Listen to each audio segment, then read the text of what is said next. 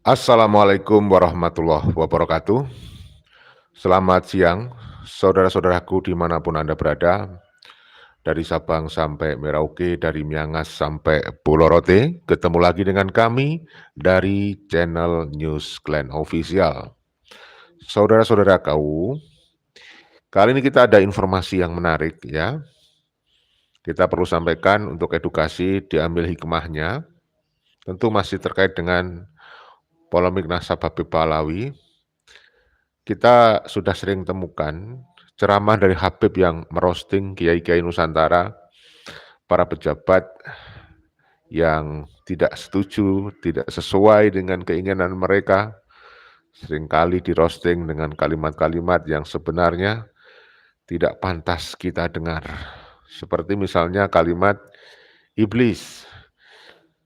Sebelumnya viral, Kiai Haji Madidin Usman dan tesisnya disebutnya adalah tesis iblis. Nah sekarang giliran Gus Yakut ini dapat roastingan. Halo, terima kasih. Thank you very much, Manu Falket. Oke, hadir pertama kali dan komentar pertama kali. Jadi saudaraku, Pak Alawi itu tidak terkonfirmasi sebagai keturunan Rasulullah itu berdasarkan kajian ilmiah, bukan fitnah. Ya, terima kasih Bang Kayanan. Halo, selamat siang Bang Kayanan. Nah, Pak Alawi itu kalau berdasarkan tes DNA, mereka mustahil sebagai keturunan Rasulullah Shallallahu Alaihi Wasallam. Kepada saudara-saudaraku yang baru menemukan channel kita, terima kasih dan kami ingatkan jangan lupa untuk menekan subscribe, like, dan tanda lonceng pada video kita kali ini. Semoga video kita tetap bisa bertahan dan bisa menginformasikan hal-hal yang bisa diambil hikmahnya. Ya, jadi kita sudah kenyang dengan cacian makian dari Pak Alawi. Kenapa dia berani mencaci maki bahkan seorang kiai, pejabat, karena mereka merasa paling mulia. Padahal itu hanyalah kebohongan tidak terbukti secara sains, secara ilmiah. Mereka mewarisi klaim sebagai keturunan Rasulullah dari leluhur mereka. Padahal pengakuan leluhur mereka sebagai keturunan Rasulullah ini hanya berdasarkan mimpi. Sudah viral, kitabnya Ba'alawi seringkali memuat cerita bahwa Ba'alawi itu berdasarkan mimpi seringkali mengeluarkan hadis-hadis palsu. Ternyata mereka juga mengaku sebagai keturunan Rasulullah berdasarkan mimpi. Fakih Mukodam seringkali diceritakan memiliki karomah, kehebatan, tapi sebenarnya itu hanya cerita-cerita kurofat yang tidak terkonfirmasi kebenarannya. Nah, saudaraku, maka kita bilang bahwa antara nasab yang mereka klaim sebagai keturunan Rasulullah itu ada hubungan yang signifikan dengan kelakuan mereka. Karena mereka itu merasa nasabnya sambung kepada orang mulia, kepada Rasulullah, maka kemudian dia merasa sombong, arogan, dan merendahkan orang lain. Ya, terima kasih berani malu sudah mendukung kita. Terima kasih jempolnya ya. Nah, inilah kalau kemudian ada yang memframing, ya bedakan. Jangan hanya karena perilaku Habib yang jelek, kemudian kalian tidak percaya nasab Ba'alawi. Nah, ini adalah framing yang salah, karena memang perilaku itu bisa digunakan untuk menyimpulkan seseorang itu nasabnya sambung kepada Rasulullah atau tidak, genetikanya sambung pada Rasulullah atau tidak. Jadi misalnya kalau seseorang itu memakan makanan haram, itu pun akan berdampak kepada perilaku. Apalagi soal genetika. Kalau memang Ba'alawi itu ada genetikanya Rasulullah, maka genetika itu secara otomatis akan mengendalikan perilaku orang yang memiliki genetika itu. Kalau genetikanya harimau, maka perilakunya jelas seperti harimau dong. Iya kan? Nah, kalau genetikanya Rasulullah, maka perilakunya ya seperti Rasulullah, tidak akan jauh panggang dari api. Tetapi kenyataannya Ba'alawi ini adalah perilakunya jauh panggang dari api, jauh sekali. Bukan jauh sekali, tapi jauh sangat sekali. Jauh sekali, banget gitu. Nah, jadi mohon maaf ada gangguan ini. Jadi saudaraku, gampang sekali bagi saya orang-orang yang masih sekarang ini percaya Ba'alawi sebagai keturunan Rasulullah, sungguh oknum-oknum yang ada dari kalangan ulama, kiai, pejabat itu yang masih percaya Ba'alawi sebagai keturunan Rasulullah itu kita bilang, kalau tidak boleh dia bilang bodoh atau kita bilang dungu, ya kita bilang dia itu tidak bisa melaksanakan pola pikir yang ilmiah, atau dia tidak bisa berpikir secara logis dan ilmiah, atau logika akal sehatnya sudah macet gitu ya, tersumbat oleh doktrin Ba'alawi. Kenapa? Ya kan kalau dia tidak bisa membuktikan dan sampai sekarang juga tidak ada bukti, kenapa harus kita percayai? Ya, Rasulullah dan para nabi dulu ya, sampai sekarang pun itu banyak yang tidak percaya, padahal beliau, para nabi-nabi kita itu sudah bisa membuktikan bahwa beliau adalah seorang nabi. Beliau memiliki mukjizat. Nah, Ba'alawi ini kan sampai sekarang tidak bisa membuktikan. Tidak ada bukti, tidak bisa membuktikan kok dipercayai gitu loh. Makanya kita bilang yang mempercayai ini sungguh dia tidak menggunakan akal sehatnya atau akal sehatnya macet gitu ya. Terima kasih dari Bang Kamran Shah. Mereka para Ba'alawi urusan ilmu agama hampir semua yang ada tampil di media, keilmuannya serba tanggung. Ulama bukan, ustadz lain lah, Juriyah aspal, asli tapi palsu. Yahudi palsu, Juriyah, Yahudi KW, Yahudi Askanasi. Begitulah saudaraku, jadi akhirnya apa? Mereka akan terus pamer nasabnya sebagai keturunan Rasulullah kepada orang-orang awam. Orang-orang yang kurang literasi, yang mau datang ke pengajiannya, ke majelisnya para kabib-kabib ini. Jadi sekali datang dia dapat doktrin, besok lagi datang mendapat doktrin lagi, tambah akut tuh, semakin tebal doktrin yang ada di dalam para muhibinnya, di dalam otak para muhibinnya, tambah tebal ya. Itulah yang menjadi dasar kenapa para muhibin ini susah sekali disadarkan. Dia susah sekali diingatkan bahwa Ba'alawi itu secara ilmiah, berdasarkan kajian ilmu, secara saintifik mustahil sebagai keturunan Rasulullah gitu.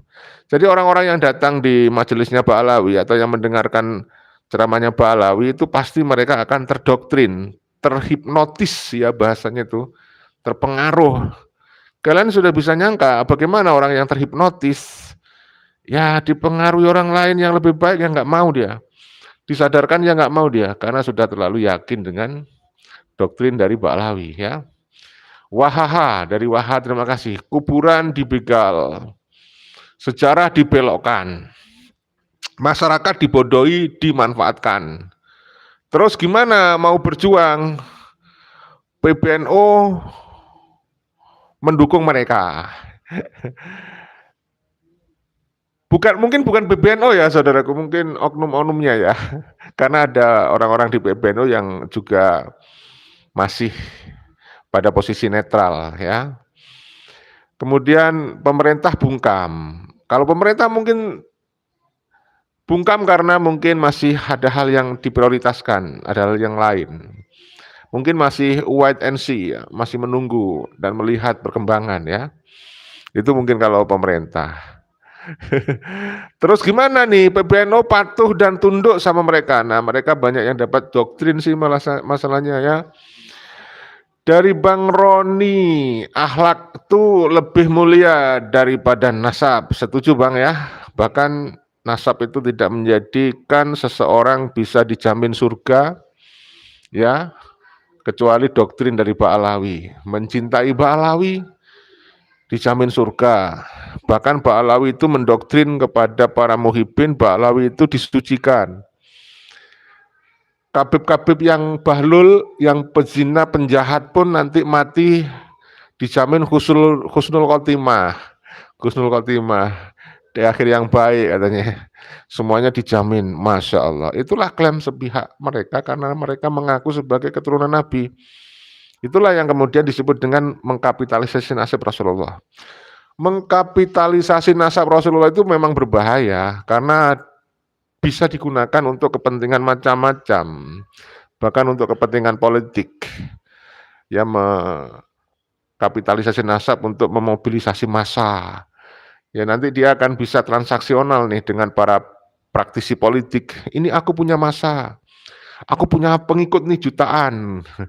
Ketika aku bilang, aku pengikutku, ayo nurut, ikut aku, milih A, B, C, D, ikut itu nanti. Nah, seperti itu. Makanya membranding diri sebagai keturunan Nabi di Indonesia ini paling menguntungkan bagi Ba'alawi di masyarakat Muslim, karena masyarakat Muslim ini sebagian itu masih sangat percaya Ba'alawi sebagai keturunan Nabi, tetapi berkurang lah, tidak seperti dulu sebelum adanya tesis Kiai Madudin ya. Kemudian saudaraku ya, dari Wahaha, sebelum jadi Menteri Agama kowar-kowar membela kebenaran, sudah jadi Menteri bungkam. Pada takut sama Lutfi ya, sama Lutfi mungkin yang dimaksud Abah Lutfi gitu ya. Ya Allah Gusti. Oke, langsung saya tunjukkan ya. Ini sudah ada yang minta saya tunjukkan videonya si Kabib yang menyebut Menteri Agama Gus Yakut itu iblis. Ini luar biasa nih. Kemudian ada mama yang nggak terima, dan memang seharusnya tidak terima ya, kepada siapapun nggak boleh disebut iblis. Mau dia pejabat ya, mau dia orang biasa seperti saya gitu, ya nggak bisa disebut iblis lah. Nyatanya bukan iblis kok. Ini adalah analog yang sangat berlebihan, sebuah majas hiperbola gitu ya.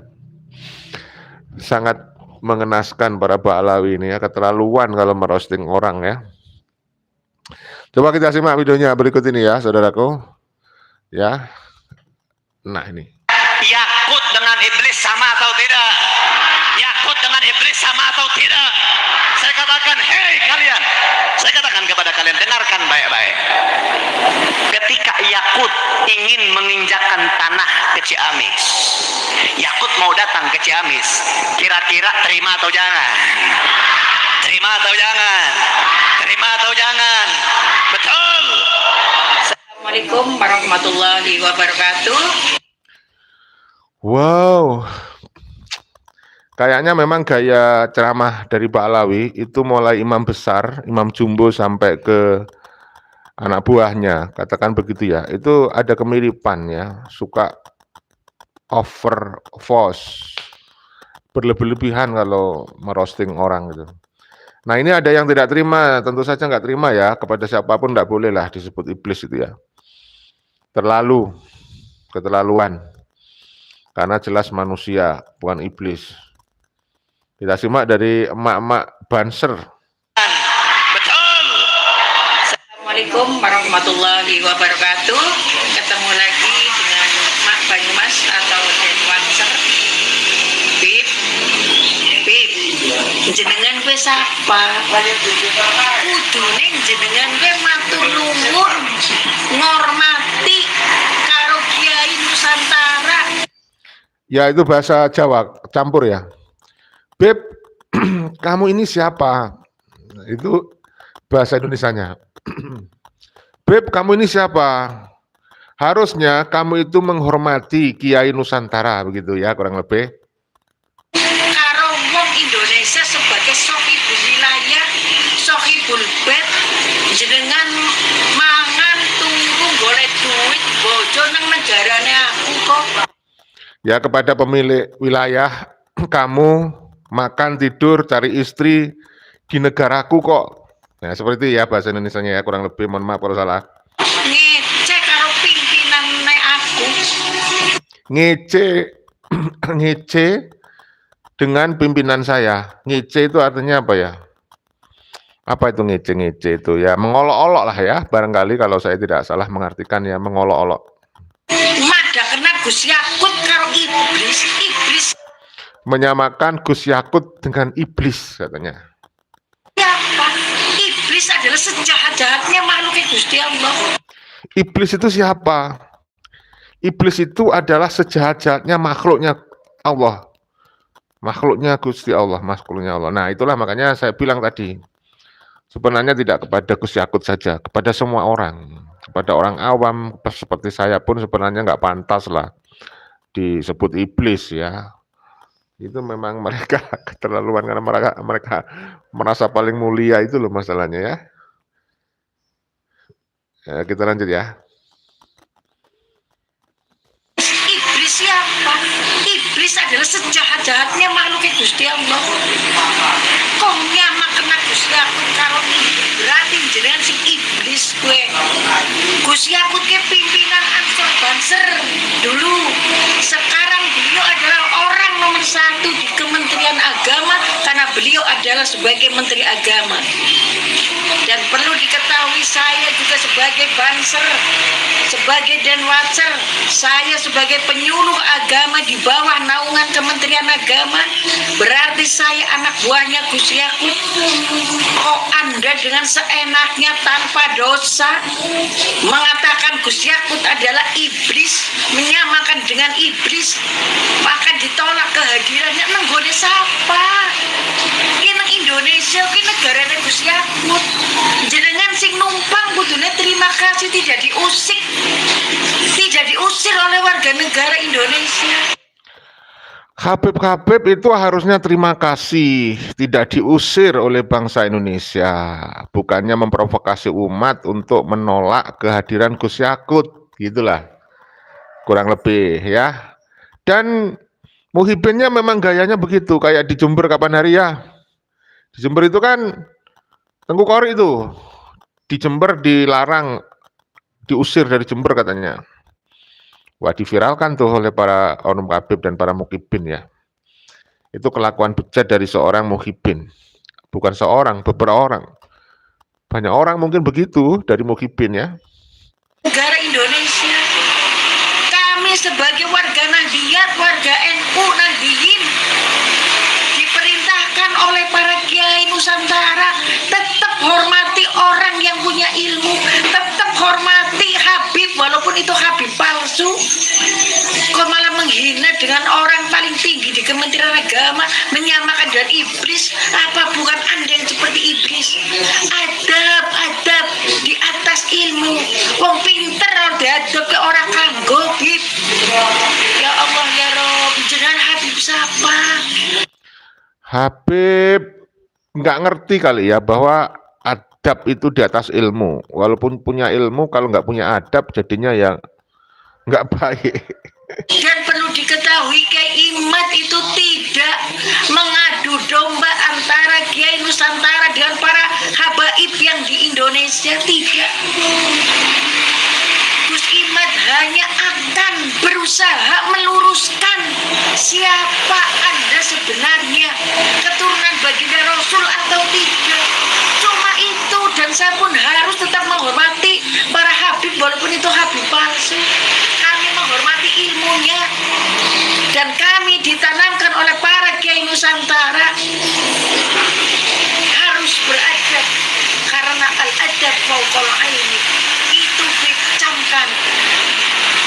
Jaluk ngapura ke sedurunge jenengan diusir rame-rame oleh kami warga negara Indonesia. Mintalah maaf kepada bangsa Indonesia sebelum bangsa Indonesia rame-rame mengusir Anda, gitulah bahasa Indonesianya secara bebas artinya gitu ya. Ngapura, istighfar karo pangeran. Masya Allah, nek jenengan ngaku dadi keturunan baginda, mesti cangkeme ora kayak gue. sepisan maning jaluk ngapura taubat, jaluk ngapura ke seluruh warga Indonesia, mumpung belum ada sesuatu yang tidak inginkan kepada Anda, Gus. Warning keras, peringatan keras ya kepada Khabib tadi. Minta maaflah kepada seluruh bangsa Indonesia sebelum terjadi hal-hal yang tidak diinginkan ya. Nyong takon terus-terusan, oke Habib siapa? Keturunan siapa? Masya Allah, nek pinter, ya pinter, tapi kudu juga dhisik gue. Nyong wis mededek dari dulu saya diam saja tentang habaib, saya tetap masih hormat. Tapi kalau semakin melonjak, buat apa kami hormati? Sekali lagi, mohon maaf ya, dan tobat, jangan ngumbar nafsu, jangan ngumbar cangkem. Kami warga NU hanya ingin meruskan sejarah Anda itu keturunan siapa, dan jangan mengaburkan sejarah kemerdekaan Indonesia, jangan menghina Kiai Nusantara. Salam dari saya, Mak Banyumas. Mohon maaf nih. Assalamualaikum warahmatullahi wabarakatuh. Waalaikumsalam warahmatullahi wabarakatuh. Luar biasa, emak-emak Banyumas yang ngerujak mulutnya Khabib. Aduh, parah Khabib ini ya. Masya Allah, kapan mereka taubat ya saudaraku? Saya baca dulu komentar Anda. Nah, ini ya. Kepada Khabib ini jangan panggil Khabib itu ya. Dari Bang Muryanto, mulai sekarang jangan memanggil Habib, dia bukan cucu Nabi. Ya, kenapa harus takut sama Lutfi? Tabrak aja. Apa sih jasanya untuk Indonesia? Nggak ada. Ya, wah ini. Dari kosong, paling iye imigran Yemen, barasa paling mulia. Sebenarnya Dajjal ya. Dajjal. Lina Dwi Rianti, Khabib kurang ajar banget, mendidih darahku mendengar ceramahnya. Ya begitu. Dari Abdul Khair, tolong ada yang punya nomor WA-nya Khabib itu kirim ke saya segera. Kosong iye suka apem. Wu Ami, Habib Alawi didobolik. Haryono, ini Habib udah kebangetan kalau ibu-ibu udah ngamuk begitu ini. Sampai mendidih darahnya ibu-ibu tadi. Ya, aduh banyak nih yang baca.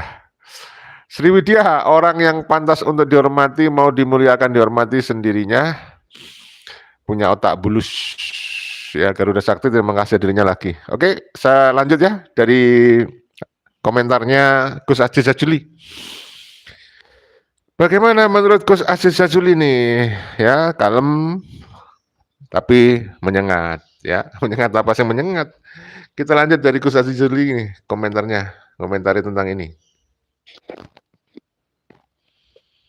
Ya, kita mulai. Di mana dalam beberapa hari yang lalu kita sudah menyimak, mendengar bersama-sama bagaimana oknum-oknum dari Habib-Habib Ba'alawi itu mengiblis-ibliskan ulama-ulama Nusantara kita. Tidak hanya Bapak Soleh Al-Muhdor, tetapi ada satu orang Habib yang kecil ini, nggak tahu siapa namanya itu, Habib muda. Kemudian juga ada lagi Habib Alwi, Bapak Alwi ini ya, kayaknya Asgaf, Bapak Alwi Asgaf. Munyar, bentar ya. Aduh, jaringan internetnya lemot ini. Ada masalah apa ini saudara ya, sabar ya. Jadi intinya memang kebiasaan Khabib-Khabib yang ceramah seperti itu kita tidak heran ya, sudah menjadi kebiasaan mereka ya. Mungkin memang mereka dari oroknya begitu, udah dipropaganda, didoktrin, kalian harus percaya diri sebagai keturunan Nabi gitu ya. Padahal tidak ada bukti ya, alias bohong gitu ya. Jadi saudaraku memang hal-hal seperti ini harus kita kritisi, jangan kita diam saja. Makanya kita harus mampunya untuk berkontribusi mengedukasi masyarakat ya, semampu kita ya. Jadi kita sudah cukup kenyang dengan cacian makian, dan sudah sering kita dengar bagaimana cacian makian dari kalangan para oknum-oknum Habib yang dalam dakwahnya itu arogan, provokatif, serta merendahkan ulama-ulama Nusantara kita. Kemudian juga siapa Bapak Alwi Segaf ini, yang nanti akan saya tampilkan videonya, itu mengatakan bahwasanya Islam Nusantara itu nggak boleh diikuti. Ya, Islam Nusantara itu tidak boleh diikuti, dan jangan masukkan anak-anak muda dari anak-anak Bapak Ibu yang hadir saat itu agar tidak masuk ke Ansor, tidak masuk ke Banser, tidak boleh atau dilarang ya untuk masuk Ansor dan Banser. Kemudian juga Islam Nusantara jangan diikuti. Lalu ikuti apa? Karena memang kalau kita lihat bahwasanya umat Islam yang terbesar di dunia itu adalah di Indonesia. Dan cara dakwah leluhur-leluhur bangsa Indonesia, yaitu para wali songo, dalam dakwahnya itu cukup berbeda dengan dakwah yang dilakukan di negara-negara yang lain. Sehingga kemudian bangsa Indonesia dengan tradisinya, dengan kekayaan alamnya, dengan kepribadiannya yang berbeda dengan bangsa-bangsa yang lain, sehingga muncullah sebuah istilah yang baru, yaitu dengan nama Islam Nusantara. Padahal dasarnya atau kiblatnya itu adalah para wali songo atau ulama-ulama terdahulu yang mendakwahkan Islam ke Nusantara ini. Kemudian ulama-ulama atau kiai-kiai Nusantara itu mengistilahkannya dengan Islam Nusantara. Lalu apakah tidak boleh kita sebagai muslimin di Nusantara ini untuk menamakan penamaan yang baru sebagai sebuah identitas dari umat Islam yang ada di Indonesia ini dengan nama Islam Nusantara? Lalu apakah kemudian yang kita ikuti itu adalah Islam Hadramut, Islam Habaib, yang menjunjung tinggi nasab, yang mengatakan bahwa nasab itu adalah jati diri, sehingga ketika nasabnya itu dipertanyakan, nasabnya itu dikritisi, kemudian yang mengkritisi itu disebut sebagai dajjal, disebut sebagai iblis, kemudian harus direndahkan, dan mereka merasa ras yang paling tinggi, kemudian memiliki nasab yang bersambung kepada Rasulullah Shallallahu Alaihi Wasallam, meskipun sampai saat ini belum terkonfirmasi, baik itu secara data-data pustaka atau data-data DNA atau uji hasil tes DNA. Dan langsung saja ya, kita simak bersama-sama agar sahabat-sahabat, teman-teman, saudara-saudara bisa menyimak secara langsung dari apa yang disampaikan oleh oknum Habib ini ketika menyampaikan dakwahnya yang sangat provokatif. Kemudian juga tradisinya itu adalah ketika tidak cocok dengan seseorang maka langsung dipanggil namanya meskipun dia itu lebih tua. Itulah tradisi. Ya, mungkin bisa diistilahkan dengan Islam Yaman atau Islam Hadramut atau apalah. Silakan Anda simak. Kita simak bersama-sama. Yakut dengan iblis sama atau tidak? Yakut dengan iblis sama atau tidak? Yakut dengan iblis sama atau tidak? Saya katakan, hei kalian. Saya katakan kepada kalian, dengarkan baik-baik. Ketika Yakut ingin menginjakkan tanah ke Ciamis, Yakut mau datang ke Ciamis, kira-kira terima atau jangan? Terima atau jangan? Terima atau jangan? Betul. Apa yang sudah dipakai 1 tahun? Masih ada yang lewat, sabar dulu ya, sabar.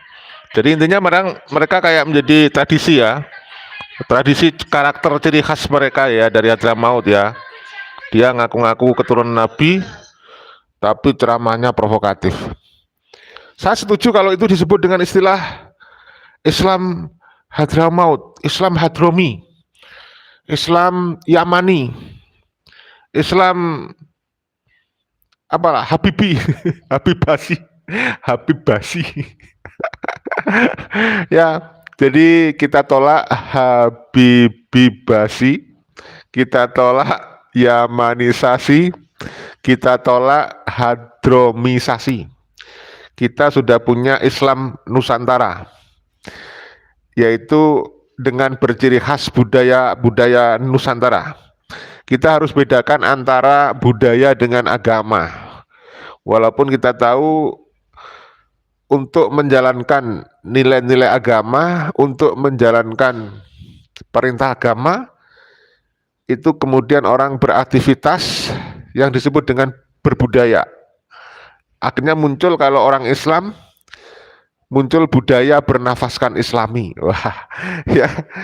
Tetapi yang harus kita pahami perbedaan antara agama dengan budaya itu apa gitu. Kalau agama itu adalah dari Allah, wahyu dari Tuhan. Kalau budaya itu dari cipta rasa dan karsa manusia, dari pemikiran manusia. Makanya kalau di dalam ilmu sosiologi dan antropologi itu wujud kebudayaan ada 3, yaitu ide, gagasan, dan aktivitas.